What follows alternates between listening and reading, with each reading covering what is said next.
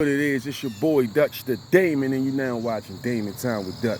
On today's episode of Prison Stories Uncut, we up Hagerstown, RCI, Roxbury, trapped on that farm with it, man. Now, this situation took place over 20 some odd years ago, right?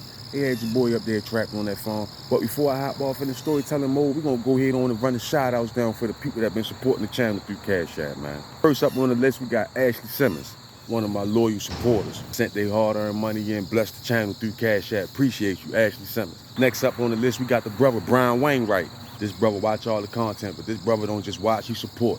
Bless the channel through Cash App. Appreciate you, brother, Brian Wainwright. And last but not least, we got the sister Chanel Cooper, who watch my videos all the way from New York. This sister sent her hard-earned money in, bless the channel through Cash App. Appreciate you, sister, Chanel Cooper. Now that we got that out the way, let's get it. Now, this story gonna be short and sweet, but I thought I might as well go ahead on and share it with y'all. Now, when I was up on that farm probably for like 3 years, I had about 3 in, there used to be this white dude, old white man, on my tier. I was in house unit 3. He slept on the same tier as I did. Now, this old white dude, right, stayed to himself, ain't bothered nobody, but he used to come out his cell every day and just walk around the day room if we inside the building, or if we out in that yard, he'll walk around that yard whispering to himself, basically talking to himself under his breath. We'd never see him talking to nobody. He always would be talking to himself under his breath, walking around the track or walking back and forth, right? Now, here's the crazy part. This man kept his hands like this at all times. He walked around with his hands on his side like this, like he was carrying a gun. Both hands. If I ain't had to hold his phone up, I could show y'all how he used to be. Man, he used to walk around with both hands like he got his hand on that trigger. Nothing in his hand, though. Every day his hands would be like that, like he had 2 guns in his hand. And that's how he walked around the prison in the yard. No matter where he was at, he walked around just like that. So one day, I was coming back from school, because, you know, I was young. I was still mandatory school up there, right, Roxbury. First couple years up there. I was on the pass. I was coming back from school one day, right? He was coming back from kitchen. He worked kitchen detail. So we coming down the compound, walking like almost by each other. Get back to the same tier. Still had his hands like he had 2 guns in his hands, right? When we get back on the tier, we had to stand in front of our cells and wait for the officer to hit our doors in the control center, right? So she popped his cell door first. He went in his cell.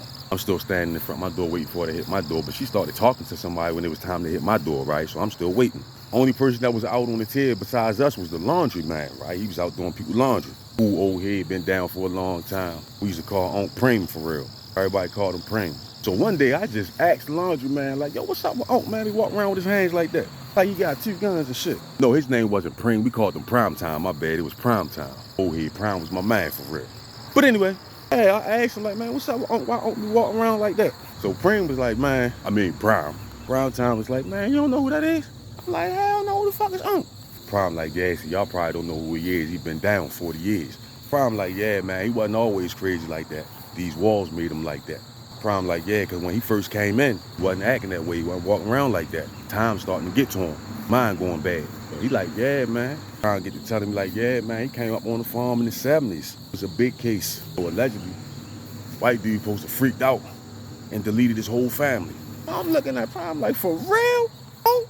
He like, yeah.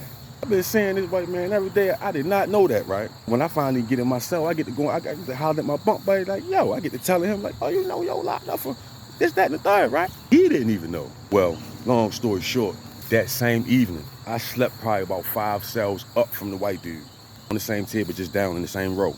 So when they popped the doors for everybody to come out, for feed up, eat dinner, they opened up all the doors, niggas walking down the tier, motherfuckers looking the cell, opening that bitch hanging from the vent. Old white dude and hung himself, man. After being down 40-something years, got off work, got out that kitchen detail, came back in the cell, went on ahead and hung it up like it wasn't nothing. Remember when they took him out the cell, put a state blanket over top of his body.